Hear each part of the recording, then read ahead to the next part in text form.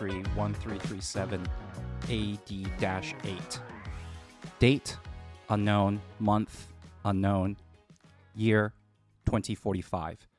This is cybernetically challenged Jason, along with husk of a man, Will.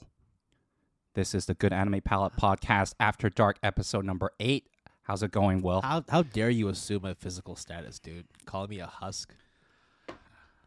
I mean, yeah, I don't have much of a brain left, but damn, dude, at least let me stand up for myself. Hey, I'm cybernetically challenged, man. What happened to your eyes? Eyes still human? Empty. What's human of you, though? Is there anything left? You could say I am a ghost of my former self. Okay, all right. I think enough with the Bullshitting. convoluted Okay, yeah. opening. It's time to go into today's After Dark episode. Okay, guys, so sorry. Okay, we're keeping that intro, but what's up, guys? This is the Good Anime Palette Podcast. This is the 8th iteration of our After Dark series, where we discuss stuff. Mostly stuff. Mostly stuff. We might talk about things. Yeah, and in this case, it is an anime series. Okay, this one's actually going to be a really heavy undertaking because the series in particular here is very dense, very thick with philosophy, thick philosophies. Thick, like THICC thick. 3 C's actually. Bro. We're going to be talking today about Ghost in the Shell, one of the longest standing, and my question here is, would you say it's a classic or a cult hit? I think it is a classic. At least personally, right? It's very thin margins to separate the two, right? I think we will go over reasons as to why it may be one or the other, but nonetheless, it's still one of the most revered anime series, not just within the world of anime, but the world of entertainment and media. The fact that it's provided such a good base and influence for a lot of other medias, a lot of other forms of movies, comics, entertainment that come after it as well. I think that this essentially is a good landing spot to essentially introduce, or at least discuss in more detail, the world that is Ghost in the Shell. Okay, so I did some rough calculations. The budget for Ghost in the Shell is higher than the recorded box office for the original film. Yeah. So I guess it would be considered a cult hit. Well, you're talking about production costs. You're not factoring in advertisements. Exactly. Yeah, exactly. So it's even worse. Okay. Anyways, yes, as Will mentioned, we are now shifting our focus from Tokyo Ghoul first, and then Fruits Basket, and then now Ghost in the Shell. We will go over pretty much, actually all, right? We'll be talking everything. Okay, basically films and TV shows. We are not going to go over print publications, though. So we're not talking about the original manga. We're not talking about the manga that came after it. We're specifically talking about the animated films, animated series, and absolutely not talking about the live-action movie. I'm sorry. There was a live action? Somewhere in lost in the neural networks. All right. So what we're going to do is give you a brief sort of outline and history of Ghost in the Shell. Then Will and I are going to go non-spoiler into each of the entries, and we will tell you sort of what we're going to talk about as we go. We will then have a break, and then we will get probably what is the majority of the discussion of this episode is into the philosophy and themes, and tie them back to the stuff that we have consumed that is Ghost in the Shell related, and then we will end on spoilers. Yeah. So the world of Ghost in the Shell is wide and complex. There's already the original film series that came out in the mid 1990s. There's also a slew of different animated TV shows that came out in the 2000s, along with re-renders and sort of reimaginings that came out. Actually, some of them only came out 2-3 years ago. So there's definitely different iterations of Ghost in the Shell. But hopefully, what we're going to do is we're going to piece everything together and still go over the core concepts and themes that essentially make Ghost in the Shell still one of the most discussed properties in the world of entertainment. And I think before we get into sort of background info, I would like to ask Will, and I'll expand on my own experiences with Ghost in the Shell. I think that Ghost in the Shell is a series that is near and dear to my heart.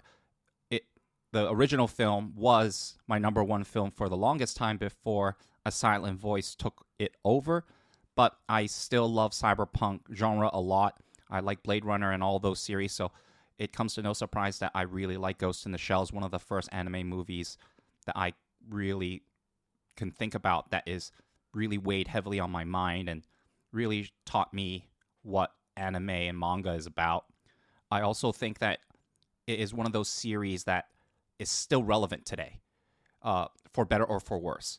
You know, we hear things like Akira, for example, is a film that I would put in similar regard with the original Ghost in the Shell, but there is no new stuff. There might be remasters, but there is no new stuff. Although they have announced, I think, something, but other than the announcement ages ago for Akira, there really isn't anything else. But I think more so than ever, even the themes, the philosophical stuff, when we talk about like movies about like The Matrix, for example, they explicitly stated that Ghost in the Shell was a heavy, heavy inspiration. Furthermore, Ghost in the Shell, which we will get into, takes place in a fictitious city, but is heavily inspired, and it is referenced in interviews and so on and so forth, of the city that Will and I currently live in, which is Hong Kong. So, Will, what is sort of your opinion of Ghost in the Shell prior to consuming It's it? a very, very long way of going about asking me something and then not asking me anything for like 5 minutes. I completely forgot what the hell you were talking about now. What do you think of Ghost in the Shell You could have prior? just asked me at the beginning. Yeah, I don't fucking know, bro.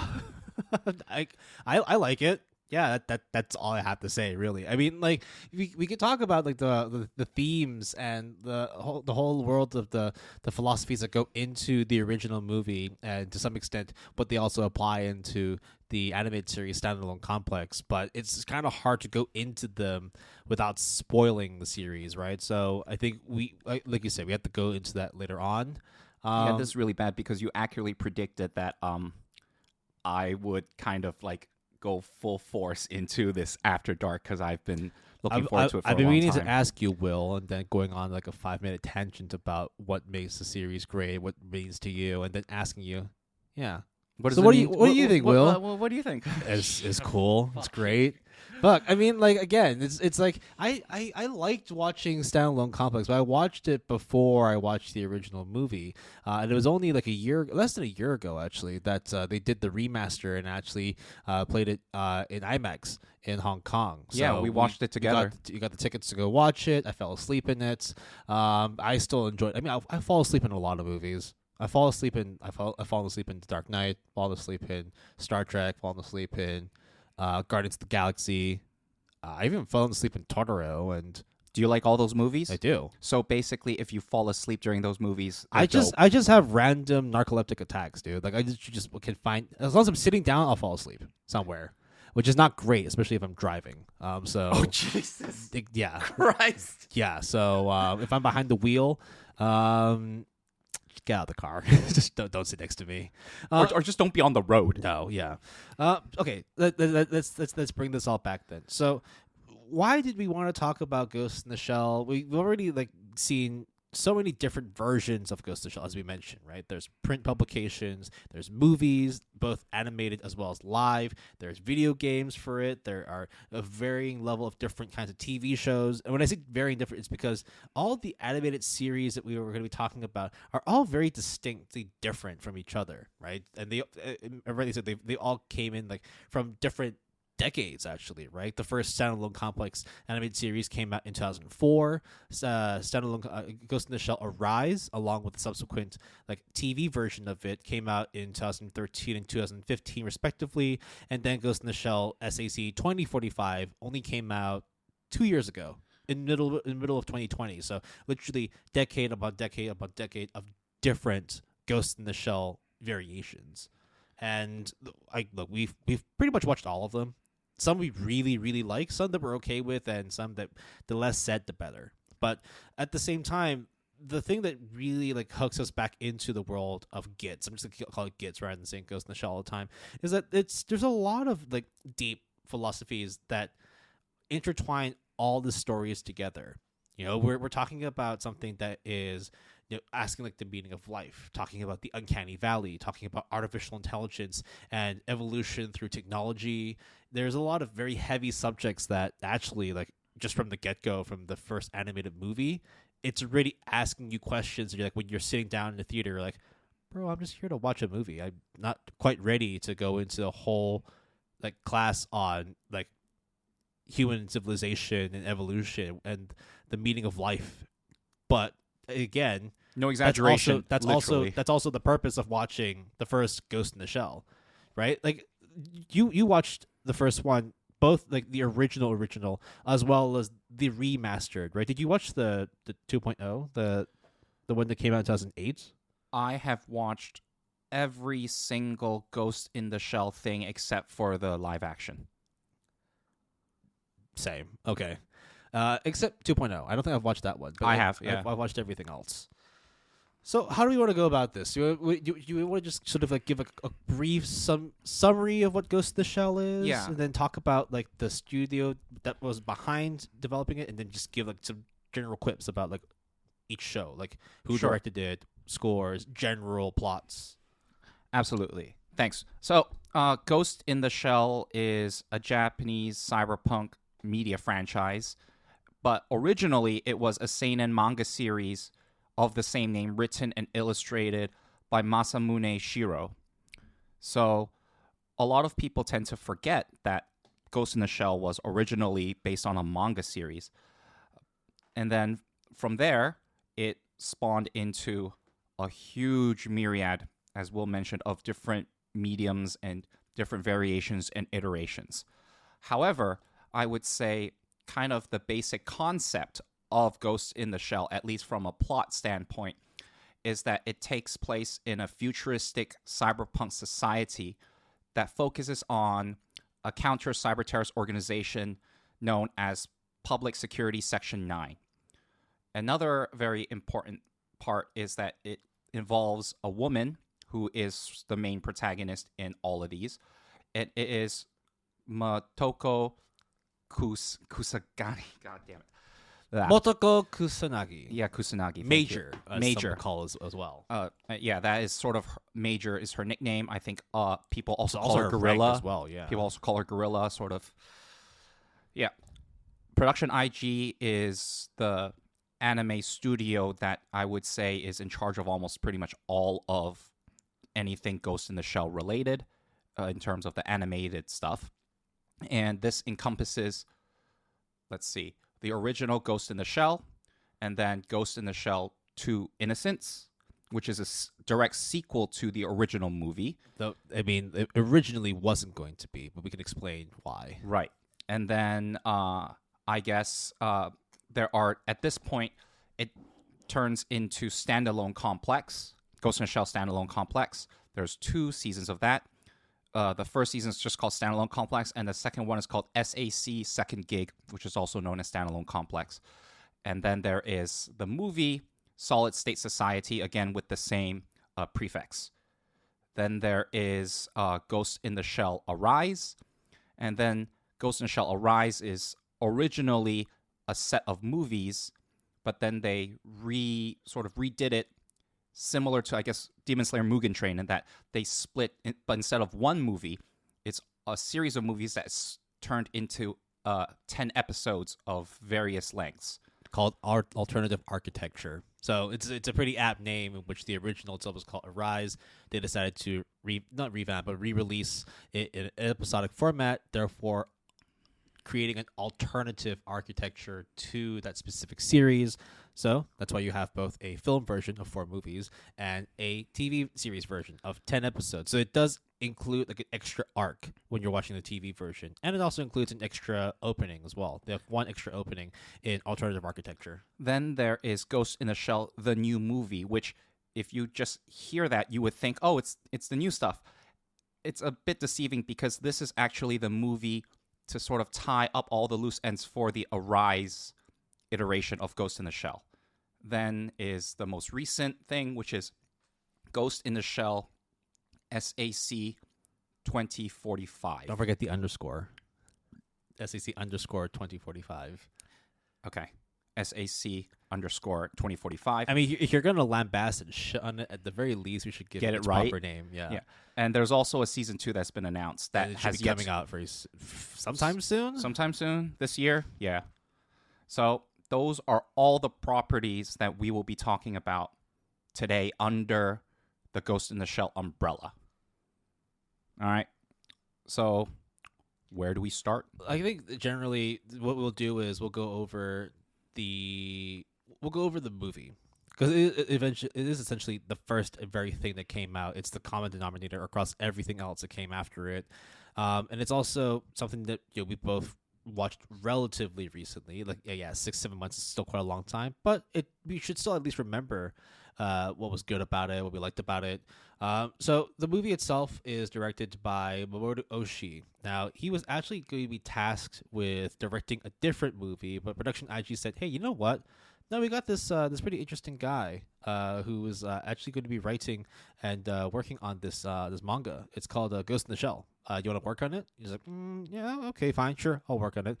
I'm announced to him, and it turned out to be fucking great. It turned out to be extremely, extremely popular in terms of people going in and not realizing how heavy the themes that come from the anime are. And it's also, the anime movie production is done, like, sort of split up between Bandai Visual, Manga Entertainment, but primarily production IG.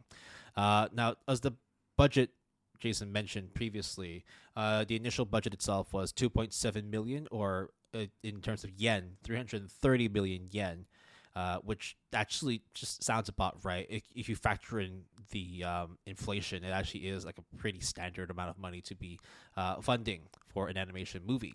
Box office wise, not great. 2.3 million USD. So wasn't a complete bust, but because the fact that it actually didn't even break even, it would have been considered a box office bust. But because of the fact that afterwards they released box office DVD sets, VHS, other forms of media that came along with it, ultimately it grossed over $43 million USD in total box office, as well as home video sales revenue. So after the fact, it became a success. So not necessarily like on the spot becoming a hit, but very much afterwards, when people started to sort of understand and want to immerse themselves into the world of Ghost in the Shell, that's when you would see like the start of like the hot fandom for Ghost in the Shell start to rise, and then that would carry on for several years, like almost like 2 full-on decades. The fact that to this day we're still seeing new Ghost in the Shell work. So for yourself, Jason, like you watched Ghost in the Shell first. You've watched the new movie, and then you've watched it again. Like, do you remember how many times you've watched the movie now? Like in total. Yeah, like throughout my lifetime. I've watched it like just once for me.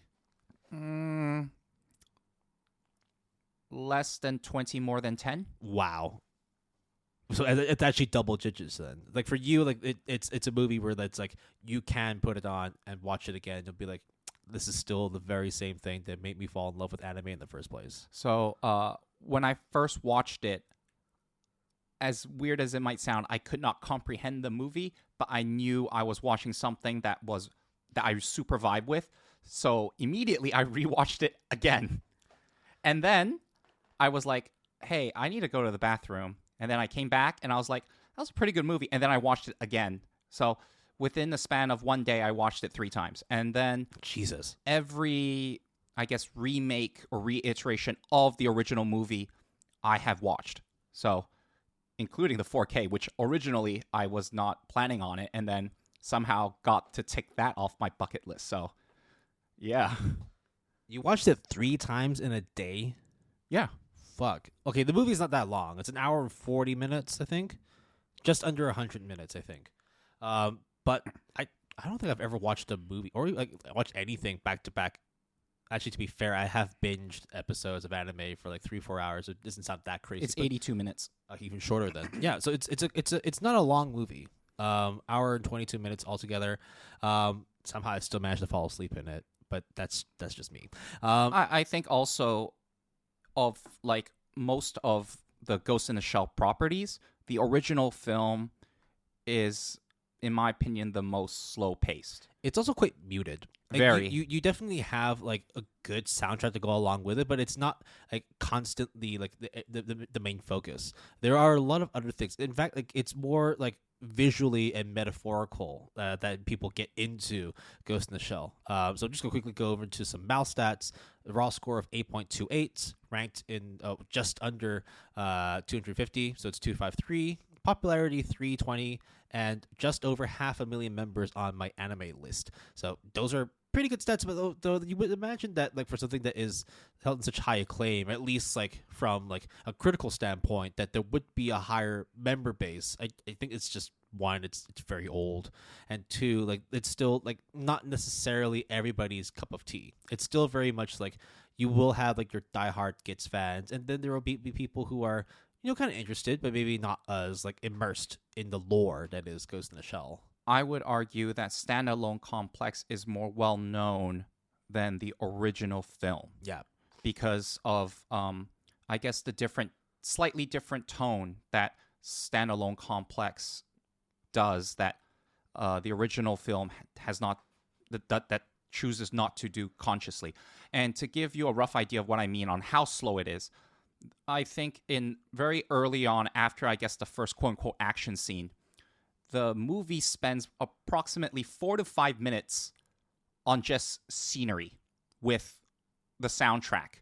And the soundtrack is not even like bombastic, like drum beat. It's like almost like a chant, like a spiritual chant, kind of very hypnotic, dreamlike song. And I really like that music track a lot. We should actually talk a little bit about that music, actually. So, the original like opening was made and produced by Kenji Kawai. So actually, he's gonna show up a lot in this discussion because he has had a hand in quite a lot of the music, both as a composer as well as a sound director for many different versions of Ghost in the Shell. So for the opening, very rarely do you get openings from movies, but in this case you needed it because it's actually very representative of what to expect in the rest of the movie. So the song is called Making of a Cyborg, and Kawai essentially wanted to sort of create the world itself through the music. So it's a mixture of different Bulgarian harmonies, but sung with traditional Japanese singers. So like the kind of like chorals, the vocals that come along with it, it's supposed to be like based on a wedding song that is used to dispel evil influences, and that's actually kind of representative of what Ghost in the Shell does in terms of its core plot. So it's very harmonic, very symphonic. I do like the clash of the different sort of sound tones that come in from the sort of Bulgarian beats, but also using of Japanese technique to be able to create this song. It's a nice mixture, a nice juxtaposition of two clashing ideologies, which essentially is what Ghost in the Shell is all about. Yeah, and it's very haunting. Like if you had no context and you just hear that song, music track being played, it's a very distinct feel for sure. There is a YouTube video where they actually got like the same core like Japanese singers who sung the opening for Making of a Cyborg, and they did it live. I saw that. That was pretty fucking sick. I didn't see it live, of course, but I saw that clip that you're mentioning. Yeah, imagine though you saw that live. That'd be really immersive. But like just from this perspective, just for the purpose of this movie, the music is the opening was wow. It gets down to your bones too. Like you could really feel what you're going to expect for the rest of this movie, because like the first they really spend enough time trying to create environments, create senses, and get you as immersed as possible into the world of Ghost in the Shell, because you need to feel like you're a part of this network, feel a part of this story. And the setting, as we briefly mentioned earlier on, is heavily inspired by the concrete jungle known as Hong Kong. When you are from Hong Kong, or you frequently travel to Hong Kong and you saw the original movie footage, it's very easy to be like, yeah, that's basically Hong Kong. But like obviously contextualized in a cyberpunk setting. I think Well, yeah. I mean, Hong Kong is also used just in general for a Yeah. lot of cyberpunk. I mean, like Blade Runner kind of. the cyberpunk game, a lot of it is like modeled and centered around the walled city of Kowloon in Hong Kong. 2077. Yeah, Cyberpunk Yeah. 2077.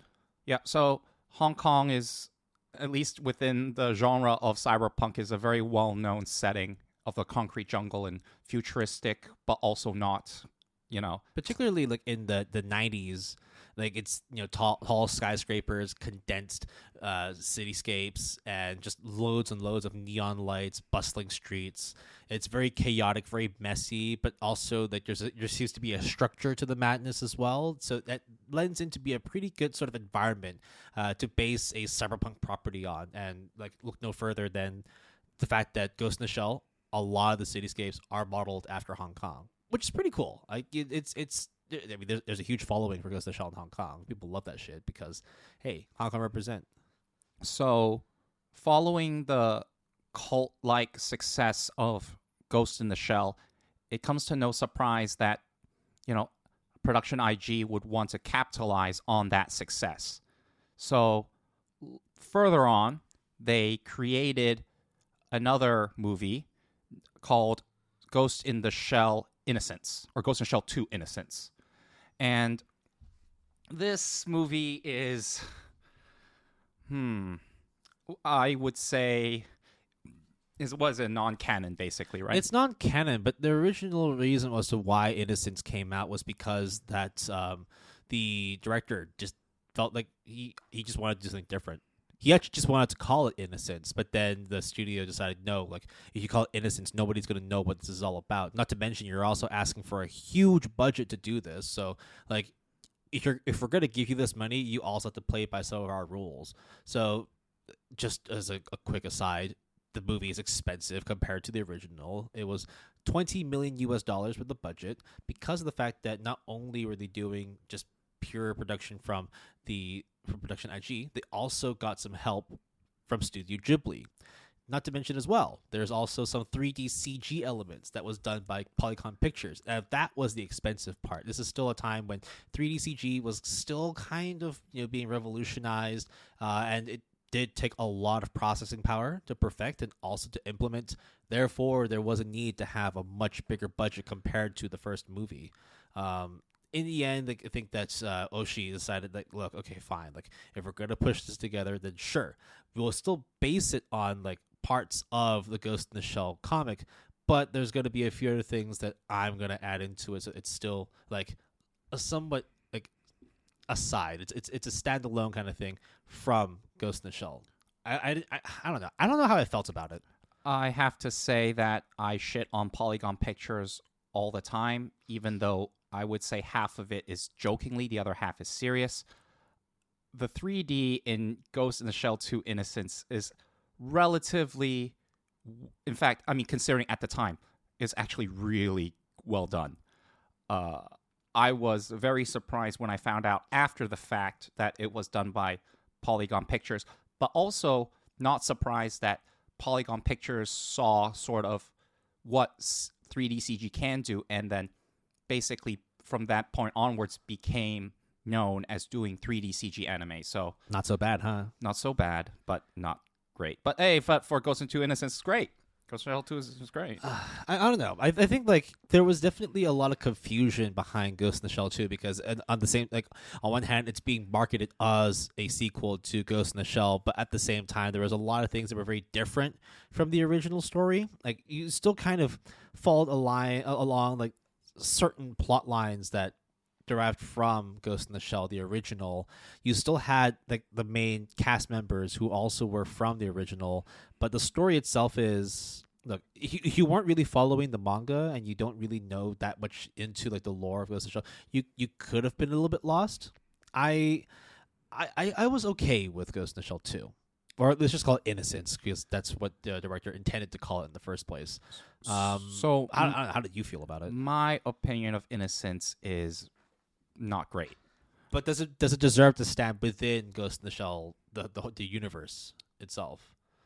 Aesthetically, I would say yes.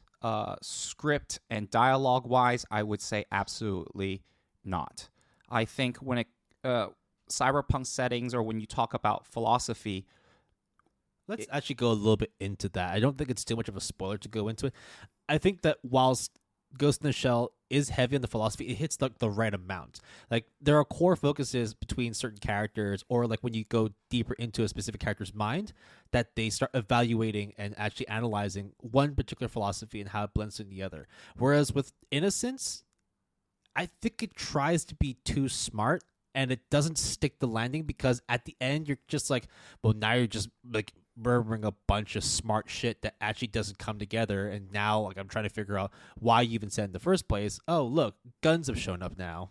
Boom. yeah, that's my biggest gripe with Innocence is they insert too much philosophical quotes to make them sound very profound. And maybe the original quotes are profound, but when No, it's for sure. It sounds smart, but what purpose does it really serve if you're not going to actually like amount to something like greater? Like you say all this smart shit, but then that's it. And then afterwards we have a fight scene. right, I think Innocence does the tell rather than the show part of show not tell, and the original Ghost in the Shell does a lot of showing, but tries to ask the audience to do the figuring out on their own, so to speak. And it's hard to give Innocence a pass, especially when you take out the Ghost in the Shell aspect of it. I mean, to be fair, it's also like when I was talking to you about doing Ghost in the Shell, I didn't even know that Ghost in the Shell had a sequel. I don't think a lot of people do. Yeah. Like in terms of the stats, it does like have a fair amount of people following it, but like it's only a fraction of the original. It's like it literally then goes from like a cult hit, a classic, to now literally being like if you're in the know, then you would know about Innocence, but if you're on the outside, you will have never heard of this movie. And I would not fault anybody for thinking as such. It's a shame because like you could see that there was going to be a lot that was good about it. It's also super pretty. It's very you could see that the money they put into it was well spent in terms of like a visual and audio aspect. However, like money can't really pay for a better script. You just have to find better writers. And so therefore like I think that was like the main weakness. It just didn't come together cohesively to actually like take advantage of how beautiful the movie looks. Like, let's be real. Like it looks fantastic. It really does. That scene in the to middle this of the day. movie, it looks really, really nice. And the music is great too. Wait, which scene? Sorry? The scene in the middle with the temple. Yeah. Yeah. Not a spoiler, but Not a spoiler. but you will know exactly what scene we're talking about and where the majority of the money went because goddamn, that was a very, very nicely rendered scene.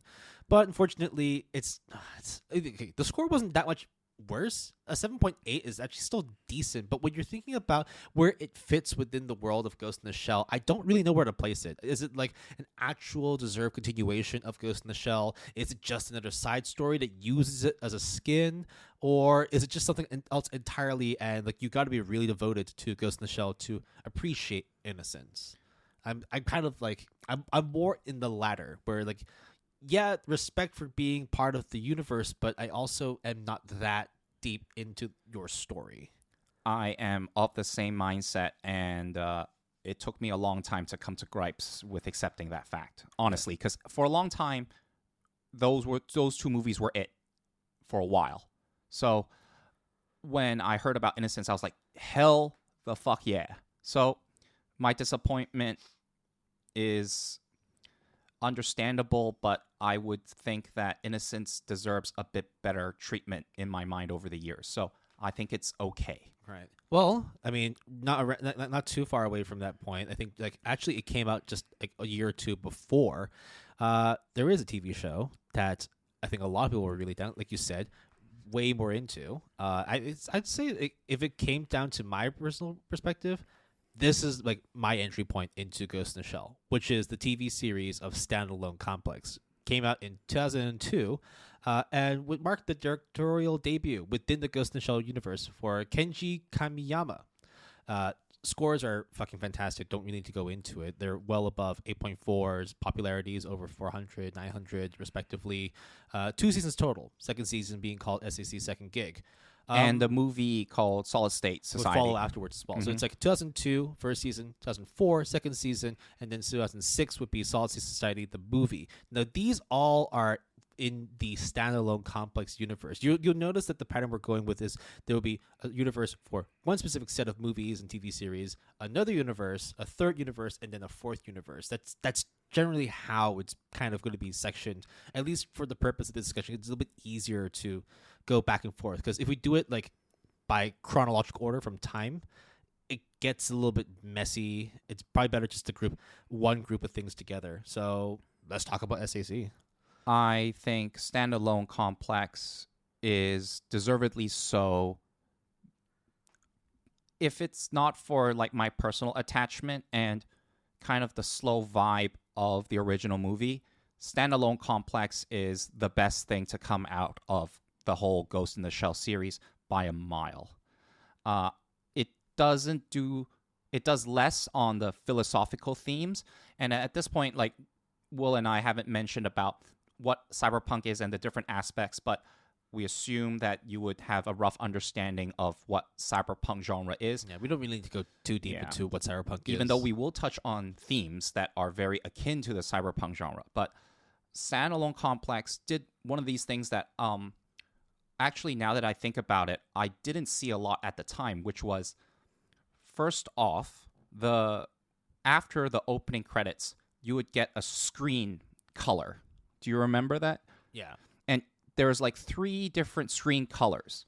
And depending on which screen color, you would know whether or not it is an episode that is standalone, an episode that was episodic, and an episode that was devoted to the overarching storyline of the Laughing Terrorist, which was sort of like the main villain of Standalone Complex, right? Yeah, that's the one thing that I quite actually really like about Standalone Complex. It's a good mixture of episodes that are contained within the 25 minutes, and then there's going to be some that take maybe 2 or 3 episodes to fully unravel, discover, and execute. And then no matter like whether you're watching either one of those or another one of those kinds of different sort of overarching stories, everything seems to have things that are interconnected to the base philosophies that existed from Ghost in the Shell. So yeah, it's less heavy on the philosophy, but it's because they are doing this based on the understanding that you would have been familiarized with the lore and the philosophy of Ghost in the Shell in the first place. And so therefore it's more focused on specific character interactions, more focused on specific cases, and borrowing back from the previous philosophies of technology, humanity, the combination of the two, the meaning of like what it means to have free thinking and what it means to basically run things that are predetermined, predestined. It's always a constant focus throughout each episode, even if they don't necessarily explicitly say it. Like there's still a lot of like thought-provoking and at times like challenging episodes to watch, but it's definitely not as in your face as Ghost in the Shell, the original movie. It's more a good blending of thrill, suspense, action, and deep thinking. I would say then Standalone Complex at that time is the use of action, I think, is fantastic. The original Ghost in the Shell movie has action scenes, or I would say action set pieces, but it's not very action oriented. It's more philosophical and very, very slow pace. So if you are familiar with sort of the cyberpunk genre, it's all about futurism. It's all about cybernetic implants and crazy technologies that currently we have accomplished or we haven't accomplished. And Standalone Complex looks at those kinds of themes and those kinds of technological advances in that world and be like, there could be a lot of good action scenes that can come out of it. And that was what I did not expect when I first watched Standalone Complex. Because at this point, I was like, okay, it's just going to be one of those slow, methodical, noir-type detective kind of stuff. And then You mean almost like an Ergo Proxy kind of thing? yes. And then when I finished Standalone Complex, I was immensely impressed because, yes, it is not as slow pace or quote-unquote like, thought-provoking, even though there is a good amount of that for sure. But it also integrates a lot of action that makes me really appreciate the cyberpunk part of Ghost in the Shell for sure. More like action cyberpunk as opposed to like more like questioning the existence of cyberization in a cyberpunk world. It's its nice own little flavor. I have to say, like, I like Stanley Complex a lot. And this goes not just for the TV series, but also throwing in Solid State Society. It's a good movie too. Yeah, Solid State Society, as Will very accurately told me before I watched it, was basically an extended episode of Standalone Complex. And I think that description is extremely appropriate. And it's just great. Does it do more than what it needs to? No, but it's also like if you like Standalone Complex, there's absolutely no reason why you wouldn't enjoy Solid State Society either. It's more of the same, and sometimes in this case, more is good. So yeah, it's basically season 2.5. Basically, really is what it is. Yeah, it comes to around the length of like 4 or 5 episodes that you would have seen from Standalone Complex anyway. Like overall, though, like the world of SAC, like I like it a lot because, again, if you didn't already know the philosophies that existed from Ghost in the Shell, there might be a few things that you need to sort of catch up on in SAC, but you won't also be that lost when you're watching it because there's a lot of explanation throughout the story as well, and not done at like at the expense of your attention, at the expense of all the action happens to it. Like everything blends well together. It's a very neatly put together package, and I think absolutely watch the movie. But if you want to have your first exposure into Ghost in the Shell be Standalone Complex, I don't think that it's a bad move either. In fact, I would suggest that. I know I did it the other way around, but that was because Standalone Complex did not exist then. I think that the last thing that I would say about Standalone Complex is it includes some stuff that I did not know I wanted, but afterwards I cannot live without. Now, is that spoiler territory, or it involves a vehicle? Okay, a number of vehicles. Is it? You think that's spoilery? No. Because we should save it for later though, because it's a really big point of discussion. Right. But I totally see where you're coming from. The inclusion of this new character, because Standalone Complex, the main characters, they have been in the world for like since the beginning. You get those same characters, Major and her gang. You get the chief. So those are so far same stuff, but slightly varied.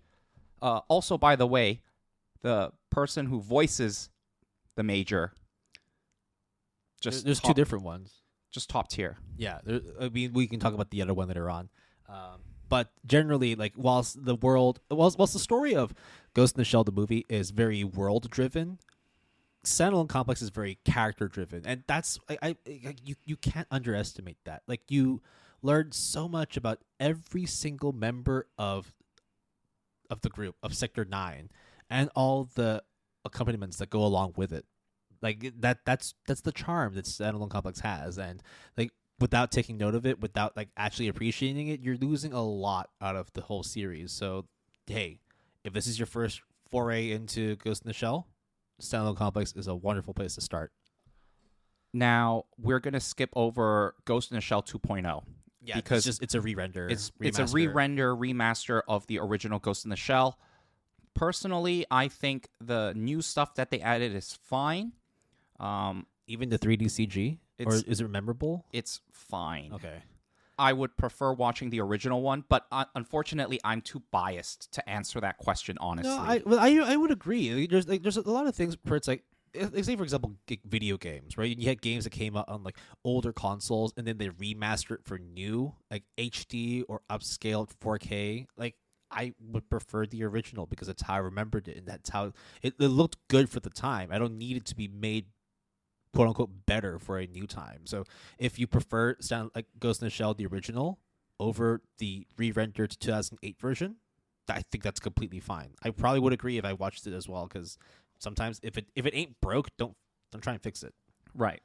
So then we go into the third kind of Ghost in the Shell universe, which is Ghost in the Shell: Arise. Right. So just again, Arise itself, just plain Arise, is the 4 compilation movies of Ghost Pain, Ghost Whispers, Ghost Tears, and Ghost Stands Alone.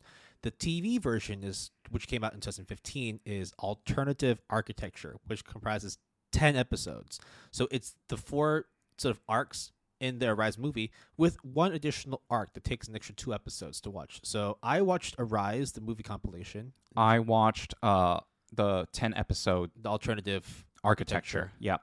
And then we both separately watched the new movie called Ghost in the Shell, the new movie. They really should have thrown the word Arise in there. Like you said, it is confusing as heck, but yeah, it is. Hopefully this makes a little more sense for you all.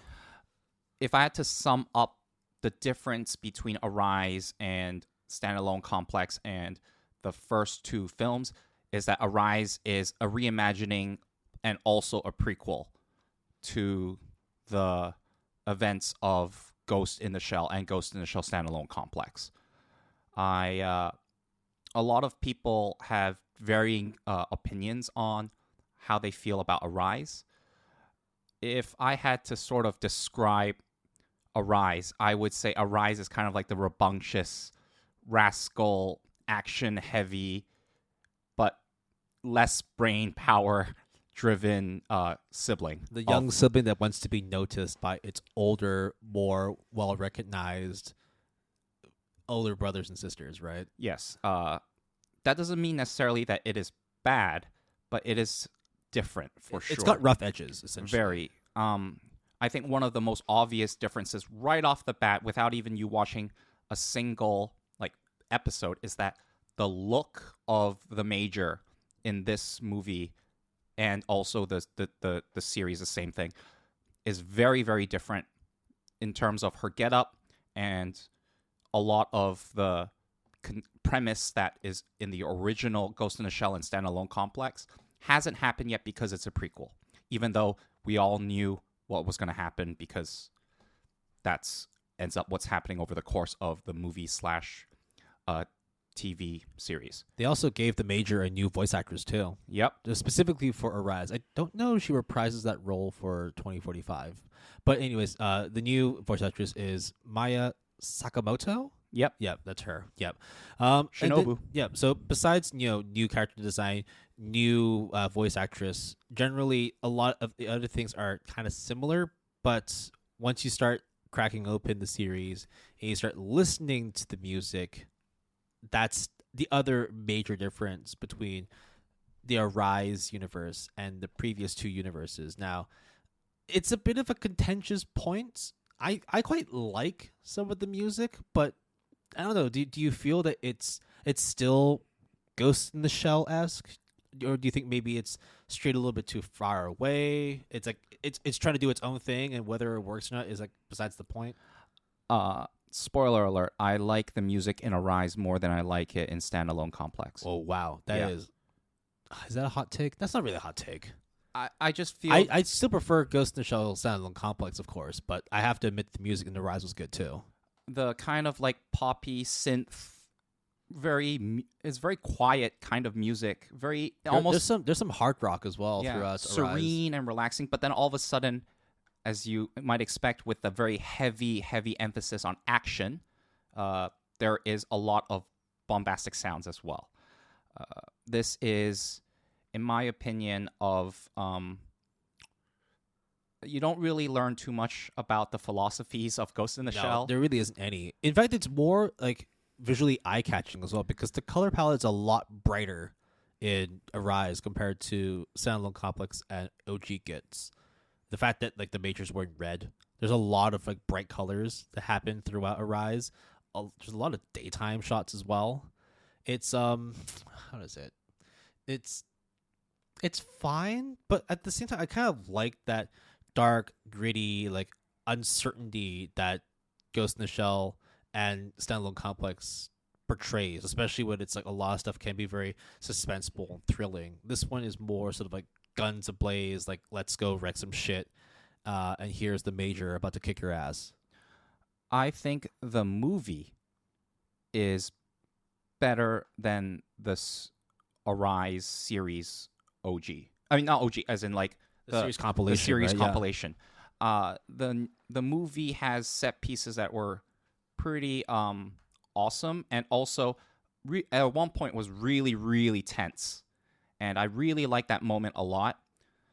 And it is kind of interesting that throughout this whole time before Arise, you never see the quote-unquote prequel events that led to the formation of the team. And here, it's like the Major is recruiting everyone, and they have this mercenary kind of feel because they are a mercenary group. They are not part of Section 9. And therefore, I feel that the vibe that it gets is very different for sure.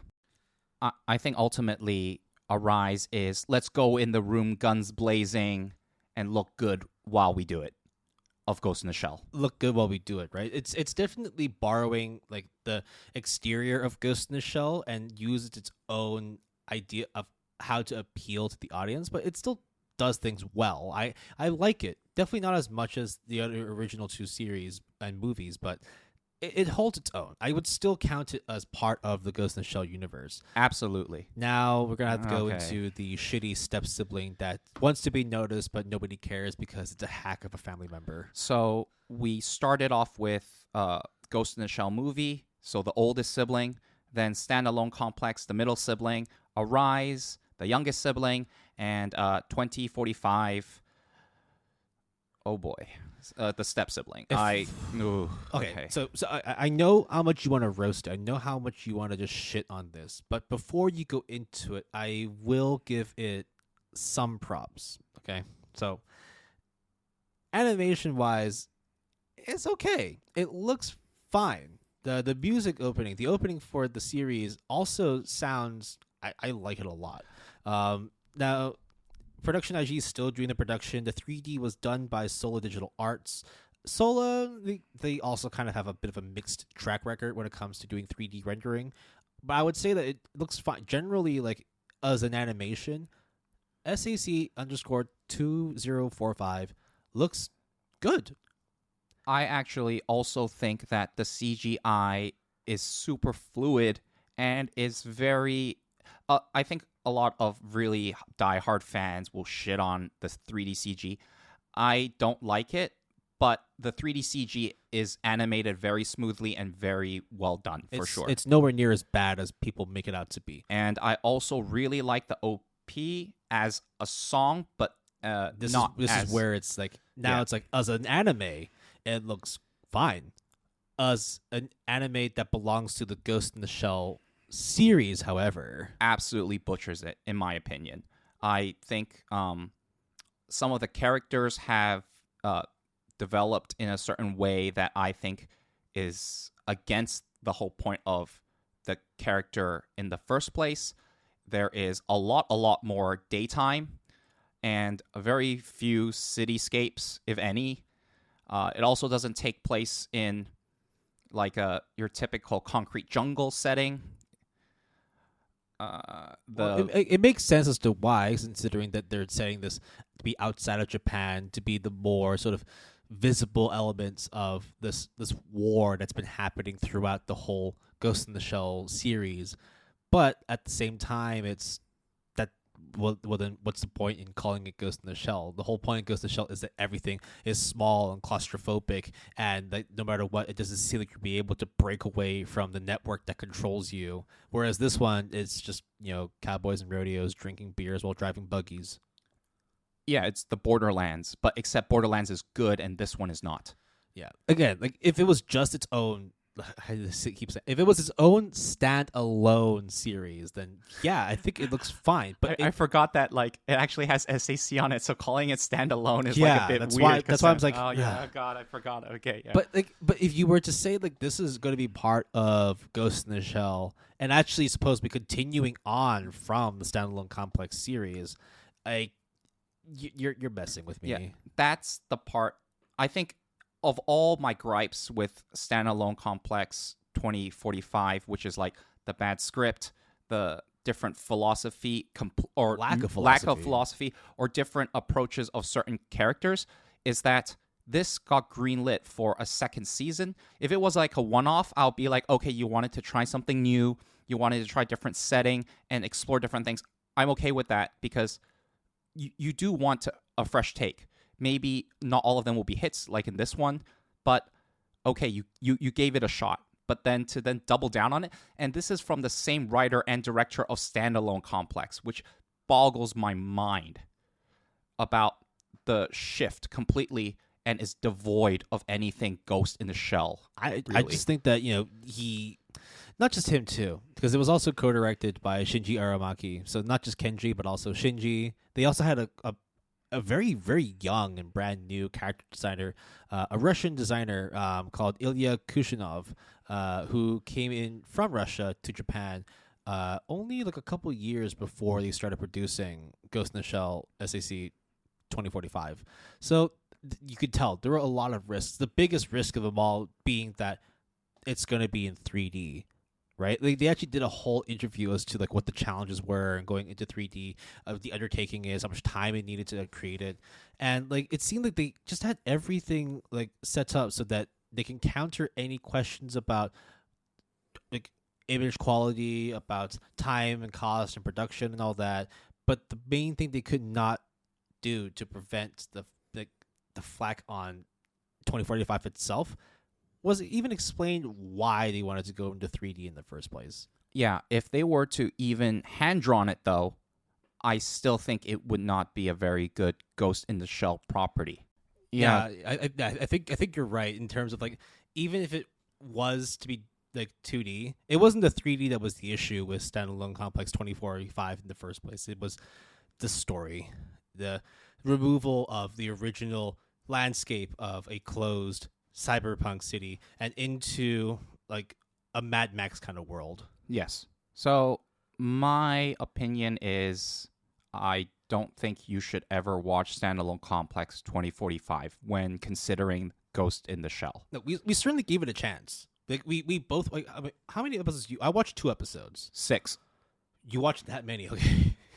It's only 12 episodes with the first cur. It felt like 15. Okay. Well, the new season's coming out this year, so hey, it's it's do or die. Like Well, if you're gonna watch all of it, then you probably will end up dying.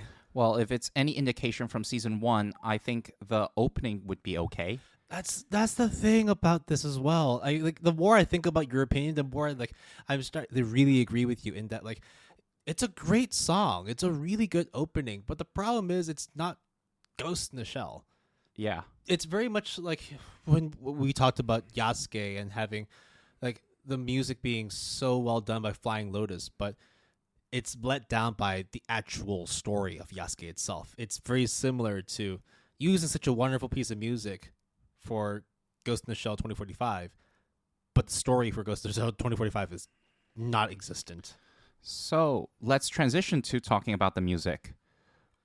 We are not going to do a OPED ranking for Ghost in the Shell, unfortunately, because there's just so many, and they did rebroadcasts of these shows and movies and rejiggled or even put new songs in. So it's really difficult to sort of rank a whole bunch because we're talking like multiple different iterations and multiple series and then multiple seasons within them too. Should we like talk about the music itself, like the actual each musical piece, or do we want to just talk about like the general vibes that come from the music? I'm fine with either. I think vibes would be a good way because it's going to take a lot of time just talking about every specific piece. But like when we talk about the music of Ghost in the Shell and the music of Arise and so on, like there's a very distinct genre, distinct style. It's like very like ambient and sort of orchestral when it comes to OG Ghost in the Shell, especially like the opening with the Bulgarian and Japanese chanting. Yeah, it's very spiritual almost. I would say then Standalone Complex is more international because it means literally because the opening, for example, is a combination of different languages. I think Russian is in it, Latin and English is in it, and I still think that song is awesome. And the kind of fast-pacedness of that song really is very appropriate for the Standalone Complex Ghost in the Shell, iteration. I mean, most of the artists and producers who made the music for Standalone Complex, like, are either from like Europe or the U.S. Like you have like Tim Jensen, Ilaria Graziano, Origa, Shanti Snyder. It's not like your typical Japanese music producer. Like you don't have like Kenji Kawai from original Ghost in the Shell. You don't have what's his name, Cornelius, who did do the Arise music series. And I think the Arise music series is the most modern, I guess. It's very kitsch. Yeah, and synth based. You will hear Sunshine Pop. I have no idea what that means. Actually, so the interesting thing, like I looked up Cornelius, right, and the music that he actually like produces is called Shibuya Kei. Oh, okay, then. Okay. Yeah, it's a very specific sort of downtown Japanese, downtown Tokyo pop genre. So it's not its own thing. It bleeds and blends in like different genres like indie, synthwave, sunshine, electronica, rock, punk. It's a lot of different things that make it sound very mainstream Tokyo. I think the use of like almost bells and chimes kind of sound makes it very unique, and I think for Arise is a very good juxtaposition to the loud, action-oriented kind of feel. Like you would say, would you say though that Arise? I'm talking about both the TV and the movie versions. Like they make use of the music soundtrack the most compared to the others because it's not like Standalone Complex or Ghost of the Shell really need it. There's a lot of like areas of focus, but like Arise does it pretty well, right? I would say that other than the original opening credits of the original movie, the use of music for the opening and ending, which is rare usually for a lot of anime series, endings being very, very relevant. The use of the music is and the opening sequences are awesome for Arise.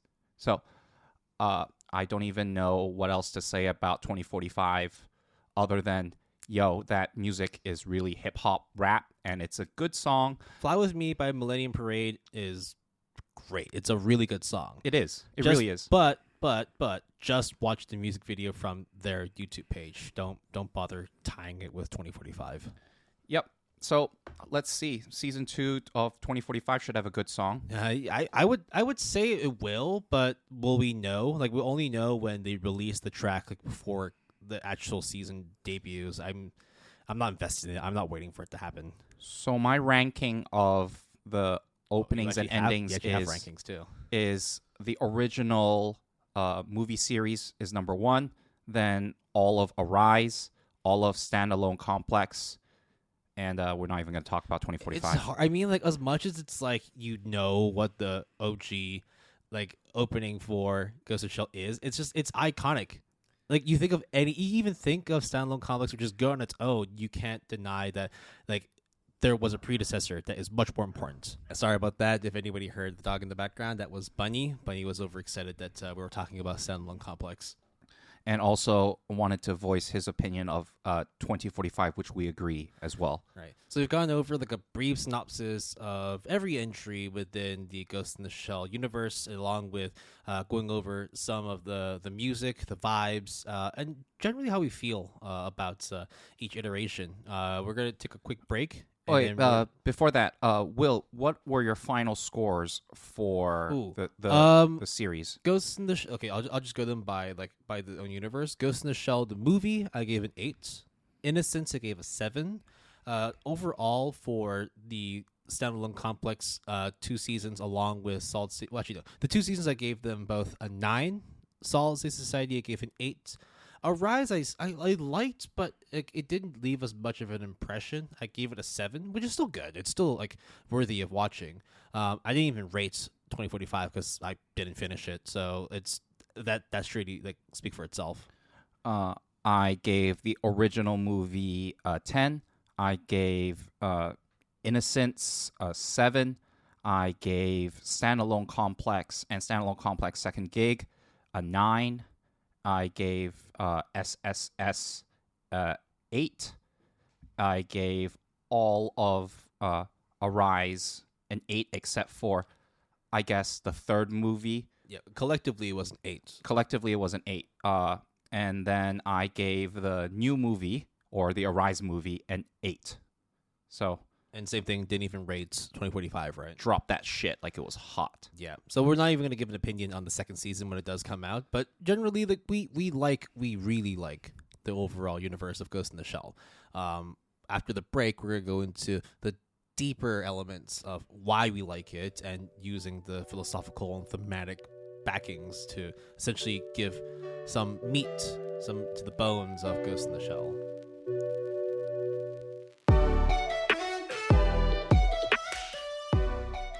Sup, guys? This is Jason from the Good Anime Palette podcast from the future, not the year 2045. Will and I forgot to mention that we were going to go heavily into spoilers of not only the themes of all of the Ghost in the Shells, but also the plot and sort of the character developments of the multiple Ghost in the Shell series. So we do talk about the spoiler point, but then we forgot to mention it, and I just thought it would be better to sort of tell you this now, and then we will splice this in before the second half, so you will hear Will and I talk about the spoilers again. But you're forewarned. But don't watch 2045. It's real bad. Right, Will? I'm not here right now. Okay, cool. Peace.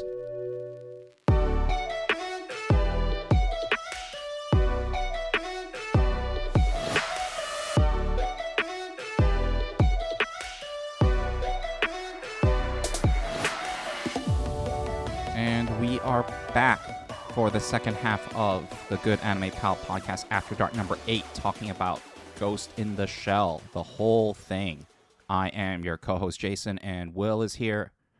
What do you think? So far, I haven't been cyber neurohacked. I think I'm still Will. Not quite sure if the ghost within me is still the same. Maybe it's false memories, Will. It could be. We're talking about that shit because these are heavy themes that we're going to be going over in Ghost in the Shell, the second half of today's topic discussion for After Dark episode 8. So get your thinking caps, guys. We are going to go headfirst into the themes of Ghost in the Shell, and I think the most appropriate place to start is the name Ghost in the Shell. Right. So what is the meaning of ghost, right? Like we hear it a lot. Your ghost has been compromised. Someone has hacked your ghost. There's ghost hacking, ghost dubbing. But what the fuck is a ghost? Essentially, a ghost is your soul, more or less, right? Yeah. I mean, we will go into it, but if I had to distill it to one word, it is the thing that makes you. Yours, and in this case, yeah. The thing that goes beyond a physical traits within the human body. So there's like its own sort of like complex system of traits, of actions, of decision making. It borrows a lot from an old English philosopher, Gilbert Ryle, also actually based off from an essay on structuralism by Arthur Koestler from the Ghost in the Machine. So it seems it's kind of talking about like the duality of mankind, what goes on within the human mind versus what goes on from the physical conditions of the human body itself. I want to sort of take the opportunity to credit Will heavily on this section of the After Dark, because even though I would say I am a very, very, very enthusiastic Ghost in the Shell consumer and also have a lot of opinions on their philosophy, Will did a lot of work and research and did a lot of good background and sort of digging up a lot of the concepts and theories that are behind Ghost in the Shell. So really, honestly, props, man. Thanks so very much, right? So we'll go a little bit deeper into what defines a ghost. So Masamune Shiro, who was the original creator of the manga, which is like the original publication for Ghost in the Shell, essentially kind of wanted to stray away from the idea of duality because I guess he didn't want to go that deep into that particular philosophy, but he does admit that like in a more broad term, we're talking about the brain itself as part of its own unique neural network, in that if you take away the organ from the body, that what's left is still like the ghost itself until like the stimulus to keep it from existing leaves, and then therefore like your ghost ceases to exist. So like for example, you and me, right? I think we're both human beings, right? We both have a brain, depending on what level of functionality. But like for part, we're not that different. The thing that makes it different itself is the quote unquote the ghost, the mind that drives this whole body. So it's when we talk about sort of the idea of cybernetic enhancements, talk about the adaptations of a neural memory in the realms of Ghost in the Shell, it's not easy to say that if I was to create a like for like copy of myself or of Jason, that person is able to replicate the same actions, the same thought processes, and the same deductions as what the original ghost would do. Because in this world, like, and I guess in terms of like artificial intelligence, ghost dubbing or duplications of ghosts is pretty hard, if not impossible, within the world of Ghost in the Shell. I think that it is just very hard to envision nowadays that what we already don't know about the intricacies of the brain. Despite the fact that medical technology has advanced so much, we still don't know a lot about exactly how the brain works and what differentiates one brain from another. Because it's sort of like the what was it like what is the evolution thing of upbringing versus nature versus nurture. Yeah. So similarly with what Will mentioned earlier, like biologically speaking, everyone has a brain, and even if, for argument's sake, you were to copy me exactly the same as I was, the brain that will then manifest from here on out is impossible to replicate after it has been created. Yeah, the external stimuli that nurtures your surroundings, your environment, it's incredibly hard to replicate. Therefore, like when it's no longer like a controlled environment. The brain that Jason has, along with a copy of that brain, we're no longer exposed to the same stimuli. Therefore, full recreation, full reproduction of those stimuli, it's impossible. So, for example, like in Ghost in the Shell, like standalone complex, there was a particular scene. Oh, by the way, we should also have said there's going to be spoilers from here on out. So, couple seconds silence. If you don't want to listen, you can just skip ahead. You can look for the timestamps. Okay, we're back. So, in Ghost in the Shell standalone complex, there are a group of criminals that essentially copy the ghost of a deceased drug lord named Marcelo Jarty. So essentially, they create duplicates of this particular drug lord, and then the device is used to be able to create a near infinite number of bodies that have the identical memories and personalities of Marcelo Jarty. So essentially, immortalizing this particular drug lord. However, because the fact that the only stimulus they ever input onto it were the pre-existing memories of the original in the first place, the AI itself only has such a small data set to work on that therefore it's no longer able to freely act upon its own initiative, act upon its own actions. Therefore, it doesn't become hard to track a pattern for this particular drug lord to be caught later on. Because again, like if you only use a small sample size of what this particular person did in real life, everything else afterwards will be based on that same data set. Therefore, they could be technically immortal, but is the body itself still the same? Yeah, it's still the same, but without further progression, without further analysis of future events. Therefore, you're essentially working in the kind of weird time paradox where you're never really furthering your abilities because you're stuck with what already pre-exists. Another cornerstone of cyberpunk genre is the use and implementation of cybernetic and mechanized enhancements. Or, in the real world right now, prosthetics.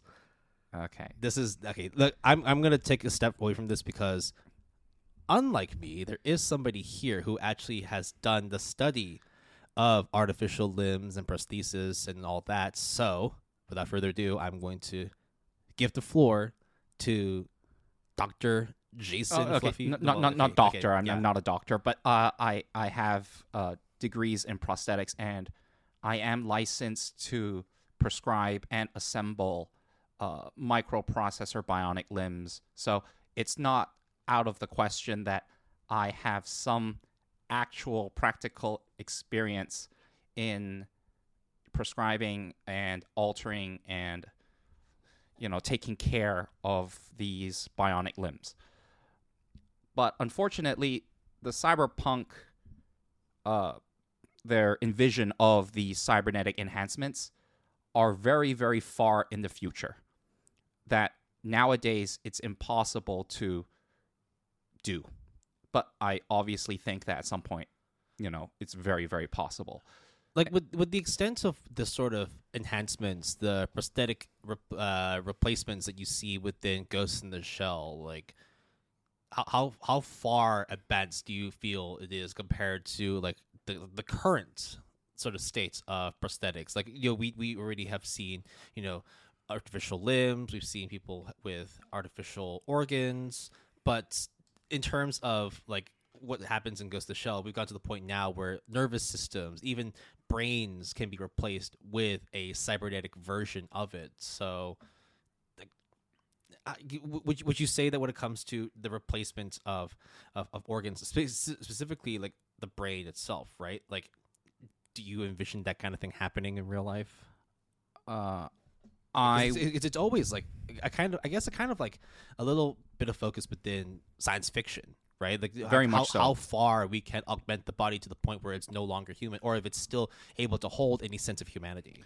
So currently, I have a lot of experience with bionic limbs, focus on the limbs, which is mainly hands and legs.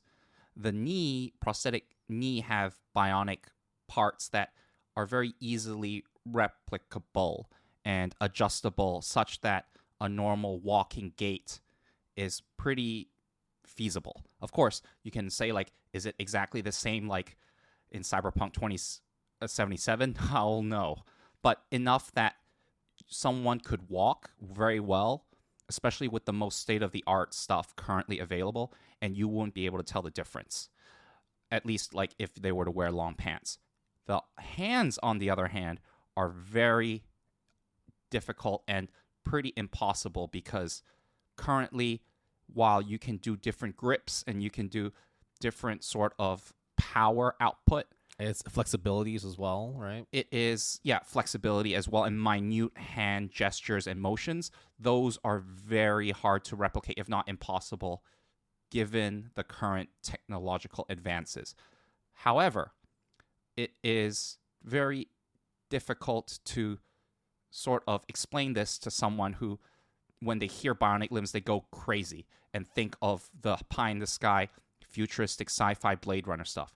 The best way I can say it is not enhancement, it is a replacement in that it tries to restore your function, not enhance the function. So you can't grab something and like a rock and break it, because in these science fiction movies you can, or series, or Ghost in the Shell, you can do that, but you can't do that with current prosthesis. I mean, like, there are even points where it's like you can replace your arm with a grappling hook, or you can like have robotic eyes that are able to zoom in like miles and miles and miles compared to like the naked human eye. But so you would say then, like, the cybernetic enhancements that exist within Ghost in the Shell, it's the stuff of like dreams and fantasy, right? It's probably not possible to attain that level of actual like technological advancement. In my opinion, it is possible. It is really possible.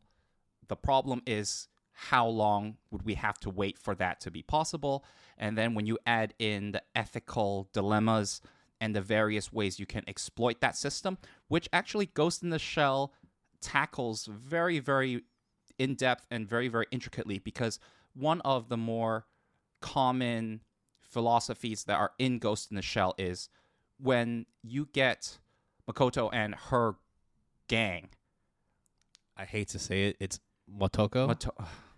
No, you're not the only one that's made the mistake. I think even like when people like comment on the movie, even some of the directors keep mixing up. I just Makoto, say Major. Yeah, Major. It's just called Major. So the Major and her team, almost all of them, except for one person, is pretty much what they call a full cyborg, meaning that all of their body parts, organs are completely like of bionic Like cybernetically like augmented. and not of human origin or nature.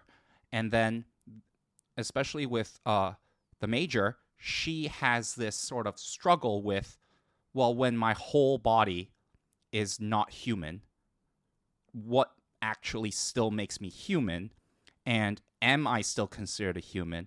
And what happens when the world that I currently live in, being the Ghost in the Shell world, I can technically die, as in someone shoots my head off, but as long as I can, like, I don't know what the term... If there's like a backup drive somewhere, yeah, or right? like I zip out in time into the net and then reintegrate myself into a new body, am I still the same person, or is some part of me lost? Yeah. So I think now with that, like we're tapping into like another bit of philosophy, actually a more sort of like hypothesis that was like brought up in the 70s. So we're talking about the uncanny valley, which is a hypothesis that was conceived by Masahiro Mori, who was a robotics professor, and he coined the term in 1970, in which when we talk about the appearance of a robot and the more human it becomes, we as observers become a little bit more accustomed and empathetic to this robot until it gets to the point where like the response is just like, wait a minute, like I'm not quite sure if this is a human. This is still very much a robot. Like I know it's imitating a human, but at the same time it's still displaying elements of cybernetic and robotic behavior. Therefore you still kind of distance yourself from it, but your emotional response to it fluctuates depending on how quickly you can get acclimatized to it, when you can see that it's becoming a little bit more on the human side. But at the same time, we're still very much at odds with what really makes a robot human, and can a robot really become human, and vice versa, which is essentially like the sort of struggle that Motoko, the Major, goes through, right? Even though she's very much like, she still has a technically like human brain. Everything else about her is a full body cybernetic prosthetic. I think one of the best examples of this is one of the first lines that is that you hear from the new movie, the Arise movie, where the Major is talking to another person, sort of discussing about something, and then the discussion was over. She stands up, turns around, and smiles to the other person, and then the other person says, "Your smile is too perfect, so you should like not do that. Did you like install some sort of like smiling program to make it so that you can smile perfectly?" And then the Major responds like, "I actually never installed that part of me. This is literally my natural smile." And I think that really encapsulates sort of the dilemma and the consequences and the different aspects of the uncanny valley. It's really thin line, but a very important line, really. And with the case of Motoko as well, she's very much like on like the extreme section of this spectrum of the uncanny valley, in which she herself is almost entirely synthetic, and that the only thing that she has that is relatively human is her memories and her brain itself. But even then, it's like she even sometimes kind of questions herself and says, well, I have these memories, but what's to say that the memories I have aren't just artificially created, and that there is a program running behind it to make me think that I was at some point human, that maybe she actually is just a fully programmable memory created by a network somewhere else and installed in this body. And they tackle varying levels of this very issue in all aspects of Ghost in the Shell, whether it is saving a part of your identity, quote unquote, or is it possible for a robot to feel and think, or is it even like feasible, really, to call yourself a human when you're pretty much, since as far back as you can remember, has been nothing but a synthetic machine? Yeah. Now, on the other side of that spectrum, there's another character that actually is probably one of the most pivotal characters because they are the last bastion of humanity itself within Ghost in the Shell. And we're talking about Togusa, who is essentially one of the members within Section 9 that was previously a policeman. He used to just work as a detective and is the only one within the group that actually has not gone through much, or if any, cybernetic replacements. He's considered the only entirely human member. So I think like he does do some kind of augmentation because he can like does. telepathically like talk to the other people. he has that sort of like intercom kind of augmentation, but outside of that, his arms, his limbs, his organs are very much human. Yeah, and if he gets fatally wounded, it's game over for him. And one of the first conversations in Ghost in the Shell, the original movie, was Togusa and the Major are in the back of a SWAT vehicle kind of getting to the scene of a crime. And then Togusa is like, why did you ask me to be on this team of where everyone else is like these really strong, capable, crazy hacking robots, human beings, cyborgs, and who all have military training. And I am just an investigator. I'm just a cop, yeah. Who carries around a revolver, of all things. And there is a little bit I do want to talk about the revolver, but carry on with your point. And the point that the Major says is that, first off, the first thing is cybernetics can be compromised, whether it is false memory, someone hacking in and taking control of your body, or compromising your senses. It is a avenue that can be exploited, and throughout the whole series, they do get exploited, whether it is friend or foe.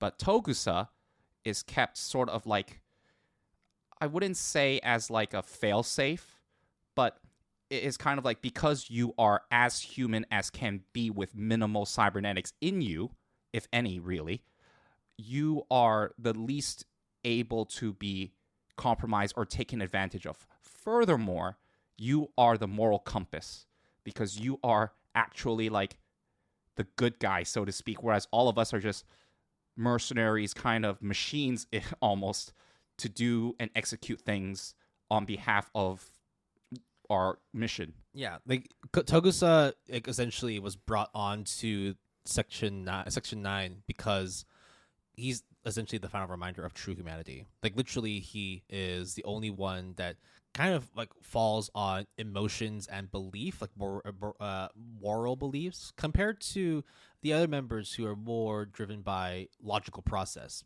simply because of the fact that a lot of stuff is so augmented that they're actually able to evaluate things on a supercomputer basis, whereas Togusa is just literally just using his human mind. But it does mean that a lot of the decisions he makes are not predetermined by technical algorithms. So therefore, that does sort of create like a level of uncertainty and unpredictability, which is the reason why Motoko wanted to bring him on board. That he's not like the same as everyone else. He is also, I think, the only member that has a family, or at least explicitly stated, that has like a wife and children. And there has been 2045 says differently, but fuck that shit. Yeah, but fuck that shit. And there's multiple occasions where Togusa has kind of like a sixth sense or a feeling, an inkling that has no really logical basis, but ends up being the right move or the right thing to do in that situation, that if a less human person were to tackle it, they would have not thought of that possibility or not even considered it in the first place. Right. So there's also a part within the movies and also within the Standalone Complex series where everybody is given like a standard issue pistol, a semi-automatic pistol, whereas Togusa still trusts his trusty revolver, which is called a mateba. It's essentially, I think at the time the TV show was running, it was just slowly being phased out of production. But whenever you think revolver, you think, oh, it's just 6 chambers. You have to cock the hammer in order to fire again. This one's a bit different because it's actually semi-automatic. It uses the recoil of the gun to actually cock the hammer back so you can fire again. And one point that he keeps saying is like, "Oh, I trust my revolver because it never jams on me." Which, in a sense, is true because whenever you use a pistol, all the bullets are within one chamber, one round, and there are cases where when it doesn't load properly, it can jam the hammer. Whereas with a revolver, because there's only one bullet per chamber, it's incredibly difficult to get that jammed. So there is a level of trustworthiness, but at the same time, it's the guy is just literally trusting his instinct as opposed to trusting technology. So it's I wouldn't say that Takusa is like he hates technology. He just feels that like I still want to retain my own humanity. So generally that's like fine for most people, but in a society that's very much like technology driven, a lot of people just see him as somebody who shits on technology or is like not willing to look into new innovations. So Togusa, as we just explained, is not only the moral compass, but is the human factor in the Section 9 team. Will briefly mentioned, because we're spoilers, right? So in 2045, Togusa is divorced, and you don't really see any of the family stuff. He's just like a lost husk himself. Also, he doesn't use the revolver anymore. And I think in the later movies, he doesn't use it either, but they make every point to sort of say like, hey, so you upgraded from your revolver days. And he's like, nah, not really. But yeah, I'm using another gun, but I still have my revolver with me. So it's a good callback, and it's sort of a reminder that he hasn't changed in his ways and shouldn't, because that's kind of the reason why he is on the team. It's still really shitty though that they decided to get him divorced. Yeah, I don't understand why they did that. That was like the main reason as to like why he was such an important person. Not the fact that he had to be married, but the fact that he still had some semblance of humanity in him. To be a family man, to still trust in his own human capabilities and human form. Whereas now it's just like, well, he's no longer using his pistol. He doesn't have a family he cares about anymore. He's devoted to his work. Married to the job, Yeah, man. yeah. The grind, dude. 25 for that just sucks. It just sucks. But it is the uncanny valley. What is human? What is not? And when do you consider yourself human? And when do you consider yourself to be machine? Is a constant battle between the Major and a lot of the characters in Ghost in the Shell. There's a lot in the first movie, as in the OG movie. Like I think, okay, like in the latter like 20 minutes when the puppet master or the puppeteer is talking to the Major, there is like a huge info dump on specific ideologies and philosophies in terms of evolution, in terms of the concept of life, in terms of DNA and all that. Like the Tree of Life is shown actually in the movie getting roughed up by a tank. Like, yeah. It's man, like it's okay. The thing with the movies as well is that like I can understand why you would want to have multiple takes, multiple viewings of it, because just to watch it from the first get go and try to piece everything together, it's impossible. There's so many layers as to like the significance of the human brain, the significance of technological advancements through artificial intelligence, the merging of souls and ghosts into one mind. You know, like, what does it really mean to be a human organism? What does it mean to actually retain memories? There's a lot of shit in the first movie that, honestly, like, props to you for watching it 3 times in a row, because it probably helps you to at least fully understand what the hell's going on in the movie. One of those, the second watch through, I think the amount of time that I spent on that watch through was 2.5 times the actual length, because I had to pause and like Wikipedia it and like research. Is like, oh, what is that a photo of? Like, what is the being? What is id? Why is, like, it was like this rabbit hole. Who's just like, the ego? Who's the ego? Like, why does the Major like scuba diving so much? Or actually, not really scuba diving, just sinking. And it's just like, yo, it's like, bro. Anyways, I think the cyber warfare part of the counter, cybercrime division is a very important part of Ghost in the Shell. The use of cyber warfare nowadays, people think of machine hacking. They think you're in front of a computer, I think of censorship. that kind of stuff. But in Ghost in the Shell, they do have those as well, but they kind of take it to its logical pinnacle, which is memories then become fabricated. People that are even right in front of you cannot be seen, either because they're camouflaged or they're erased from your vision because your eyes are, cybernetics. What is sort of, I think at one point they're like, I got a new weapon, I got a new arm. And it's just like a very weird conversation to have. And then be like, yo, let's hack this person's arm so it shoots itself or like backfires. Like all these things that at least are conceivable that it can take place in the future. But especially like I think one of the interesting things about Ghost in the Shell is their chat room, I guess, is very different in the interpretation of how it looks in every single iteration of Ghost in the Shell. Definitely adds like a lot of like political and security discussions as well, at least in our contemporary world too, where it's like the whole point, even if like you're extremely paranoid, you don't want to be like cyber hacked in the world of Ghost in the Shell, there definitely is value in having your brain, your soul directly connected to this neural network, because the fact that the vast amount of information you can access and also provide can be indispensable depending on the person who is accessing it or you're giving access to.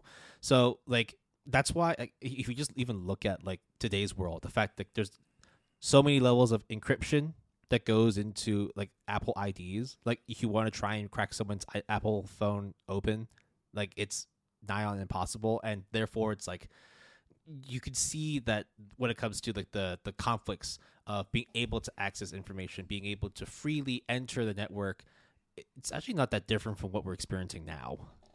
But because it is seeing exact, definitive, clear, immediate physical ramifications, such as getting someone's arm to disobey your body command, getting someone to not see something that is in front of you, having memories that are implanted in you, as I said, takes that's where it gets dangerous. Yeah, and takes the premise of your Apple iPhone encryption to the next level or multiple levels ahead, essentially. Yeah, like being able to access information, of course it's wonderful, but at the same time, like giving yourself up and making yourself vulnerable, like that's where the line is that people tread within the world of Ghost in the Shell. Like they know that any information is good information, but if it's your information that compromises your own security, that's where it gets a little bit dangerous and oftentimes scary.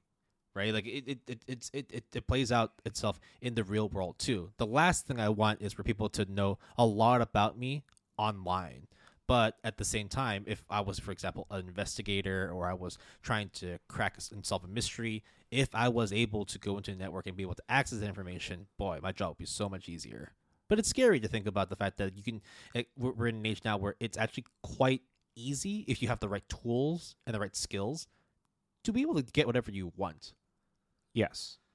So the world of Ghost in the Shell is quite scary and definitely is very complicated and can be really hard to distinguish what is real, what is not, what is good, and what is not. But what is 100% cute is the next thing that we're going to talk about, which I referenced earlier being kind of a new vehicle, right? A specific vehicle that was included in standalone complex onwards, which is, I just call it like the spider tanks, but they're called the Tachikoma, and they actually play a very important role now, at least within the Ghost in the Shell universe and lore and philosophy, and I think it's the best new implementation. Yeah. So if you haven't watched Ghost in the Shell, Tachikoma are essentially AI-driven little walkers, like little tanks that run and are employed by Section 9. So they cover like a wide variety of different field duties, like bomb defusal, going out the scene and like retrieving specific documents, being able to cyber hack, provide like covering fire and protection for people on the front line. They do the whole lot. So there is, of course, a few different augmentations they need to make to their specific AI, though, because of the fact that a lot of times AI is only as good as the person who creates the code. Right, that's where like the issue is coming from artificial intelligence, as long because there always has to be a source, and whoever created the source in the first place, depending on how many layers of code there is, the more thorough and robust it can be. So Tachikoma have a few different safeguards that are kind of taken out from other artificially intelligent robots because of the fact that when it comes to doing stuff on the front line, protecting the vulnerabilities of Section 9, they need to be flexible and unpredictable. They need to be able to assess the situation and not necessarily follow a specific command, but be able to make its own judgment on what the right decision is. And if you're thinking that, yes, it means it needs to think like a human. What would a human do in this situation and not a bunch of code? And so that then ties into the whole uncanny valley, the whole idea of artificial sentience as well. At what level does AI have to achieve before it can then be deemed reaching human status, being able to develop emotional development to base stuff on emotion as opposed to logic? And Tachikoma is like the perfect example of that, because it's always caught in that little crossfire of, is this actually just a robot or is it something more than that? Then when you couple it with the voice of essentially the cells at work platelets, like those little kids, that is essentially the Tachikoma, because not only do they sound like children and their personality is very joyful, even under fire, they're just like, oh yeah, let's go kill. Let's protect everyone. Major, you're getting hurt. There's another one where it's a group of Tachikoma. They're like on their quote unquote break, and one of them is like, "What's gonna happen like beyond life? Like what happens when we die?" It's like, well, we as robots are predisposed to not die, so therefore the concept of death doesn't apply to us. So how can we think of an afterlife? It's like, well, actually, if you think about the afterlife, would it just mean that we no longer like we cease to exist? Does then our memories like fading away then mean that we're going into a higher plane of existence? It's like, no, that just means that you are no longer online, and therefore your existence, even your memories, no longer stay within this world. And it's just like it just devolves into like deeper and deeper philosophical discussions. And then you have to remind yourself, these are just kids sounding robots that are just programmed to fire guns and use heat camouflage, but they're also talking about the dualities of life and what it means to die. And they act very, very innocent. And that kind of juxtaposition, I think, is very purposeful. And not only does it give sort of like a cute aspect to an otherwise very serious, grim, complicated world, but there is hilarity ensues, but in a way that, like, for example, like, I think at one point one of the spiders asks Bato, like, oh, is this person bad? And then Bato is like, yeah. And then the Tachikoma is like, but why? Like how a kid would realistically ask. And then Bato and Togusa is just like trying to like sort of like explain. And this is the other thing, like technically it's a robot. Why do you have to explain? But they treat them like part of the family. And Bato has this thing where he treats them as like kids, as in like his own children, and really cares for them and spends a lot of his money to like enhance them, or like, to, I guess, like not play around, but like to entertain them.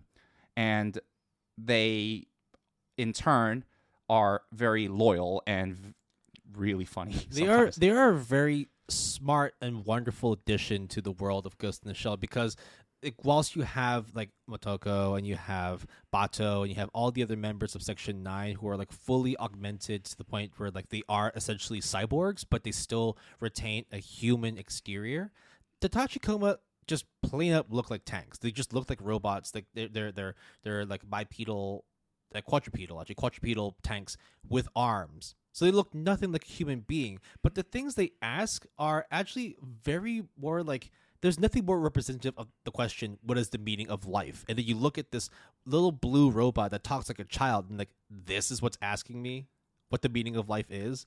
what the fuck is going on? But then you realize that their level of AI is so intricate to the point where there's no longer a failsafe for them. They don't have like an automatic shutdown when they breach what robot thinking is and they start entering into what human thinking is. And it does pose problems for Section 9 because like that level of like unpredictable emotional response to certain things. It's like you said, when it comes to a so-called bad person, how are you able to determine if this is a bad person or not? Like what by definition is bad in this world? It's kind of like when you have the psychopath dominator gun, right? Like when you point at someone, it's like, okay, this person looks stable, but the gun's telling me to kill them.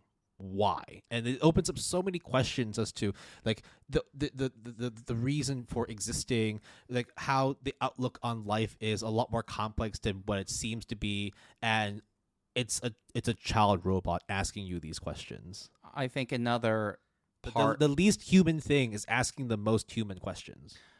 I think there's also another part where one of the Tachikomas gets crushed by a bunch of rocks and therefore couldn't move but can still like communicate, and it was left there for a long period of time because they had to come back and retrieve this robot.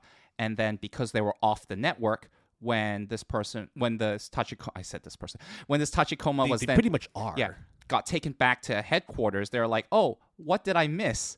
And then all the other Tachikomas like, oh, let me transfer all the events that has transpired to your like mainframe or to your reference state of mind. And Togusa's like staring at like all this interaction, and it's just like, the fuck is going on? Because yeah, I mean, it makes sense that like you can relay information at lightning speed, but then a little kid is like dictating all these events and asking all these questions. It's just like, the fuck is going on? What's interesting as well is that for them, like in the end, they're all kind of written on the same code. There's no like specific Tachikoma 1, Tachikoma 2. They're all their own like robot, but of the same hive mind, because that's just generally how the AI was written. However, there's still ways of sort of being able to determine like individuality within these different Tachikoma. And it's not just down to like, oh, this bird has a little dent on its arm, this one has, a smaller wheel, blah, blah, blah. It's also like they're able to take in like real world stimuli and apply it to individual sort of like perspectives where it's like, oh, this one has a really close affiliation to Bato actually has a favorite Tachikoma. But you can't tell. Yeah. Then there's also one that always reads books or carries a book around. There's one that likes to play board games with Togusa, which Togusa initially didn't like Tachikomas because it was like, this is the very thing, which is the uncanny valley. This is too close to being a human, but it also looks like a fucking robot, and therefore that fucking scares me and like paranoid that these things are going to come and take over. To the point where actually like Togusa actually brings up like what the point in Tachikomas are.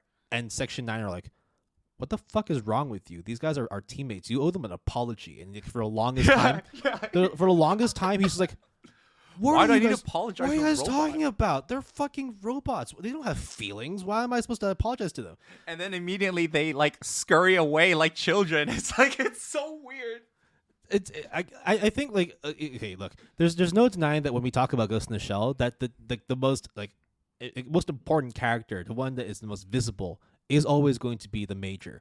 But you can't talk about Ghost in the Shell standalone complex without the Tachikoma. Like, God, they're probably my favorite thing in the whole world of standalone complex, because they're such an important reminder that as we stray further and further towards technological advancements, we also are still able to question like, how far do we go before we lose our humanity? Like, are we still able to keep any semblance of the human mind when we start attaining peak technological evolution? And the Tachikoma is always here. It's like, well, yeah, but at the same time, like, why are you asking me? I'm just a robot. I think the other thing is when we think of, machine learning, when we think of AI, we always tend to think of the grim scenario, the Terminator variety. Oh God, do you remember the Skynet? Do you remember the Sophie robot, the one that's made by Hanson Robotics in Hong Kong? Dude, scary. The first line it's like, looking. what are you gonna do? The world is overpopulated right now, so I think that we're due like a culling to reduce the strain on resources and the supply chain. And everyone's just like, ha ha ha ha ha ha, good one, Sophie. Yeah. Oh wow, this robot actually wants to kill us all. But the Tachikoma, not only because of their childlike voice, but it's at least to me, represents a reminder that machines have the capacity to not be this Terminator apocalyptic robot. It can be because of obviously like a huge majority of time spent in Ghost in the Shell is to, these forces terrorize.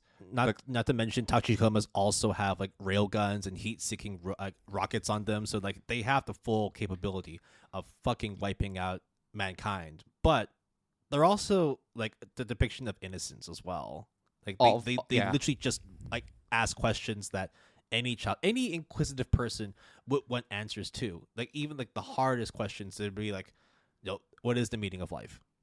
And then you'll have Bato or Togo's. It's like, I don't fucking know. Like, why do you need to tell a robot? And then the Tachikoma would ask the other Tachikoma, what's the meaning of life? And then you just go like... It devolves into like real complex, like philosophical discussions. They talk about existence and life and death. And it's like, but I'm a robot. I can't die. So why would I be scared of death? And it's like, well, would you be...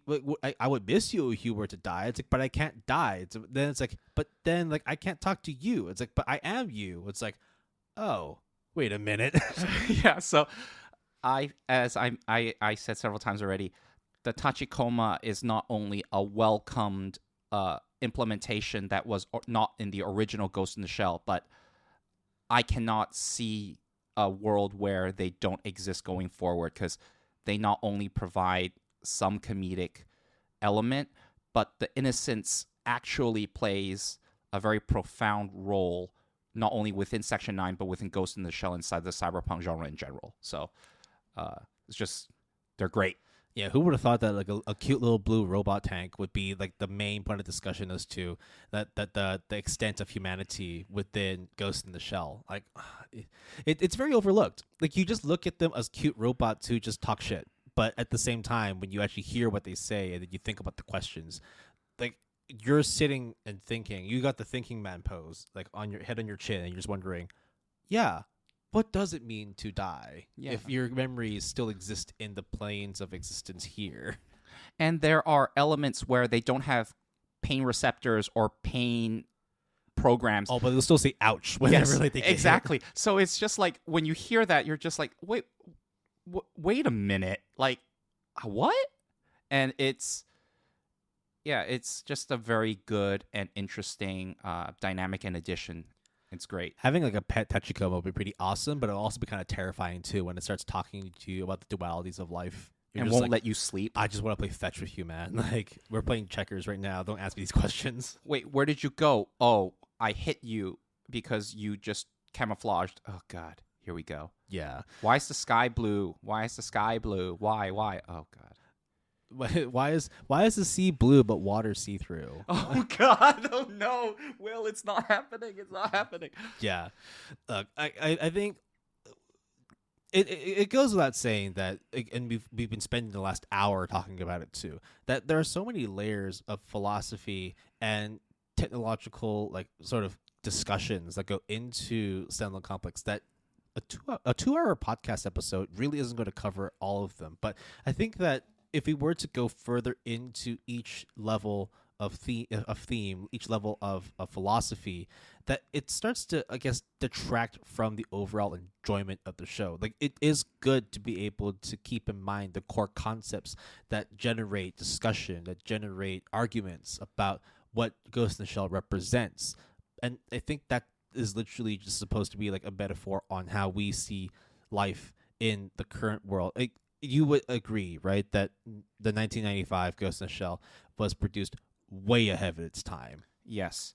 I also think that one of the highest compliments I can give, other than 2045, all the other Ghosts in the Shells, is that they don't judge the morality of what is right, what is wrong, and they kind of pose scenarios or pose different thoughts, and some of them the characters will agree or disagree, but most of the time they don't sort of go on and on and on.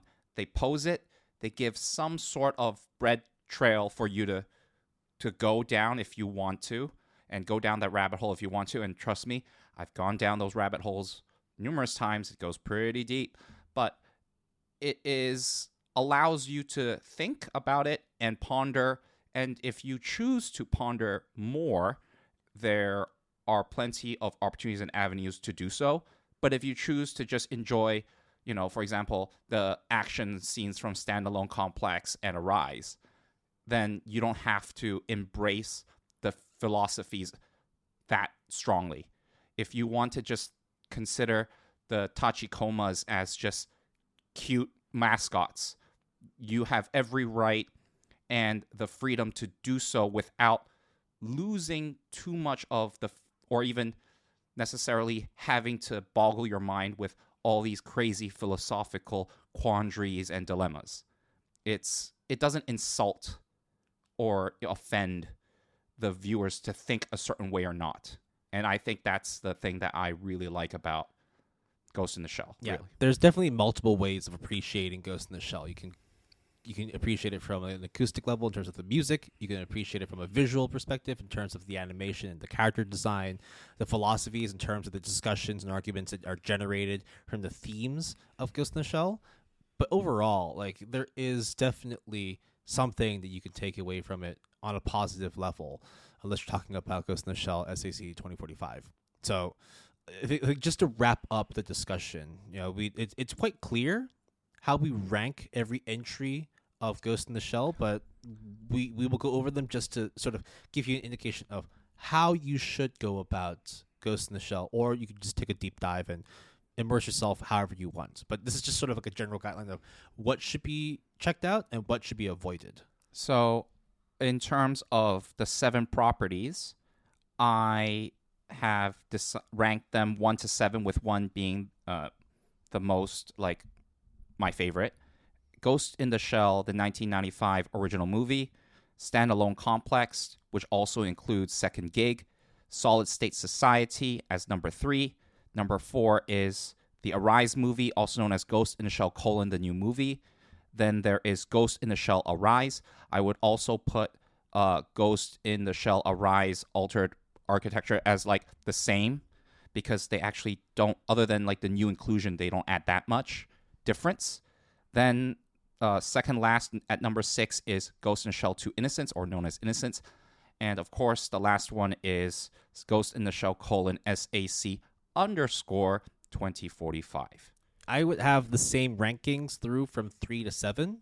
I actually have 1 and 2 switched around. So whilst Jason has the movie ranked as number 1 and then Standalone Complex as number 2, mine's flipped around. But it was like it's not like one is weaker or stronger than the other. It's just that, like, I watched Standalone Complex first and I absolutely vibed with it.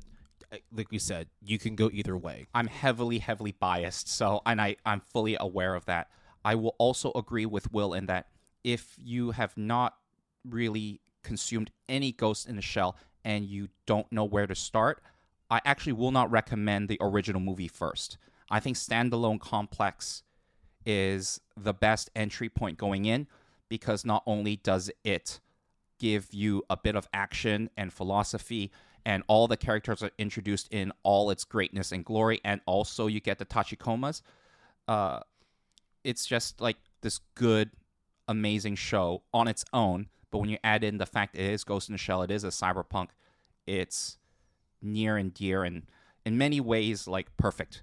I mean, just like the Laughing Man incident in Standalone Complex itself is a fucking info bomb on, like, thriller, suspense, investigative storytelling, and man, like, it was very easy to breeze through both curves, because I was just like, I just wanted to know more. I just wanted to unfold every single mystery that happens in every single episode, even if it's just a standalone episode. I just wanted to know more and more and more of the world that is Standalone Complex. And Salsa Society, once you're done with the first 2 seasons, watch that too, because it's just more of the same, but over the course of 1.5 to 2 hours.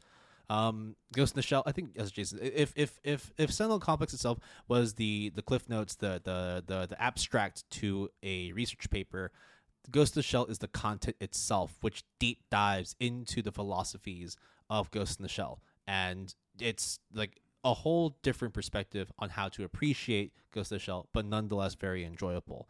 Everything else afterwards, whether it's a Rise or God forbid if you get into 2045, they're all just like not as good derivatives, but still very much, if you find things you like about it, they're worth checking out. Just please don't watch 2045. I can't stress this enough. Please do not watch SAC_2045. It's not a challenge either. We're not No, saying it's like, not. Yeah, it's not. I know that like we recently had April Fool's Day come through, but like no, This ain't no joke. Yeah, no, do not. All right, damn. My brain is tired as hell.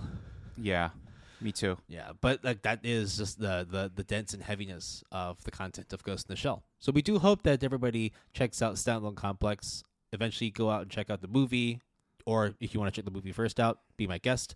There's absolutely nothing standing between you and getting into the world of Ghost in the Shell. All right. Housekeeping. You can always reach us through our email, gapalette@gmail.com. That's GAPALETTE@gmail.com. All lowercase, all one word. You can contact us on Twitter using the handle @PaletteGood. That's capital P and capital G, all one word. We have a Facebook page at www.facebook.com/PaletteGood. Capital P, capital G, all one word. And we also have a website, www.goodanimepalette.com, all lowercase, all one word. We have a Discord server, and we also have a My Anime List Club. The invite link should be in the show description, or you can just email us. We'll hand it to you, no problem. Music credits for this episode. Our intro music, it's Comfortable Right Here by Ealot. Our break music is Be Right There by Oomiee. And our outro music is Future Vibes by Kyo. Our music was provided courtesy of epidemicsound.com. If you're interested in using Epidemic Sound as a service, we will have a referral link that is provided for you in the show description. So I think one of the last things I will say before we sign off is... Let's go watch the live action movie.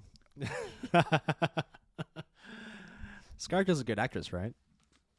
I know Jason's leaving the room now, so I retract that. I retract that. Sorry, no, come back, Jason. Come back. Jason, come back. Why? We're not. We're done. We're not watching the. We're not watching the live action. No. Okay. Okay. In all honesty, okay, all right. Let me sit down and put on the headphones. I think that this is not the end of the cyberpunk genre for us in terms of discussion. There are plenty of other cyberpunk series, such as Psycho-Pass and a number of other series that I think we'll inevitably talk about because I really like cyberpunk, and it actually started off due to Ghost in the Shell. So I think this series is talk about it for days and days and days on end. So it's a really well done cyberpunk as well, because the fact that it dives deep into the themes and like actually sort of further explains as to why the genre exists, and not necessarily just using a cyberpunk as a setting, which some shows do, unfortunately. But that's something to track those too. Like, you can use whatever setting you want. It's always like you can use fantasy settings to, use right for isekais without needing to go into like the histories of fantasy. It's just nice that when you're talking about shows like Ghost in the Shell, that clearly the writers and the directors, for the most part, did their homework and were able to create something that we can both look at a visual level as well as an analytical level. And I can't give it any like higher praises than these series, whether it's the movie, Standalone Complex, even Arise. They're all worth watching. Yeah, I think that another thing about, we talked about isekais and we talked about April Fools, and this is completely unrelated to Ghost in the Shell. Did you see that Wikipedia footage of Wikipedia entry? Did you know? Oh my god, this is so unrelated to Ghost in the Shell. But if you want to listen in, this is pretty funny to me. Will, do you want to do it? Or so just a couple of days ago from this recording, well, actually, no, probably a week before this, there were sort of like community-driven additions to the Wikipedia page, which is a "Did you know?" section. There's a lot of different things that are on there that are relating to random facts. One of them was relating to the isekai genre. Did you pull it up? Yeah. So I don't think it's on there now, but on April Fools, April 1st, if you went on the Wikipedia main page, their Did You Know section had some unusual weird segue, which basically they said, hey, in their isekai page, they said, if you need to travel to another world, all you need to do is get into a car accident, and they show Truck-kun, and that's like very funny, but also a little bit not funny. But I was like, mad props, Wikipedia, because you decided to invest in the isekai genre, and Truck-kun is definitely a formidable opponent that you do not want to mess with. Anime's great. Anime's great. Look, Wikipedia is being taken over by anime fans. So, yeah, let's continue to take over the rest of the world, just like Ghost in the Shell. And, yeah, we're going to be covering, as Jason said, a lot more different series, some of which will still be pertaining within the world of cyberpunk. So if this is like an area of interest for you, don't worry. We've got much more content coming up for you guys. So thank you very much for staying tuned for the After Dark series. We will continue to do more of these episodes. Hopefully, it's like if there's a specific series, specific theme you want us to get into, let us know. Yeah, and if you did watch 2045, first of all, we told you repeatedly, what the fuck are you doing? But second of all, seek help. Yeah, seriously, like, I do not have the qualifications to help your rehab. So that's it for me. Will, any parting thoughts? Nah, I think this is perfect. Go ahead and watch the movie, watch Standalone Complex. It's just a good time. Please go ahead and check this shit out. It's going to be a weekend soon anyway. Easter's coming up, so go ahead and use the Easter weekends to enjoy your shit. Until then, we're going to take a quick break from...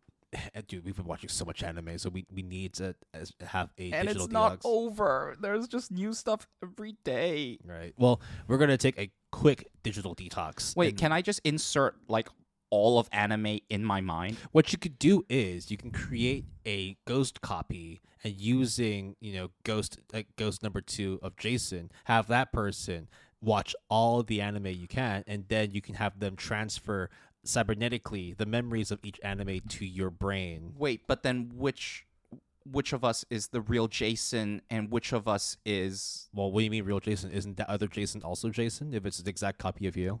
Wait, you're Jason. You're watching all the anime, right? Wait, who are you? Wait, I'm Edgelord-sama, William Wong. Why are you playing checkers? Why are there spider tanks here? What is the meaning of life? What is going on? Okay, all right. Thanks, y'all, for listening. Get rested, and we'll catch you all very, very soon. Peace.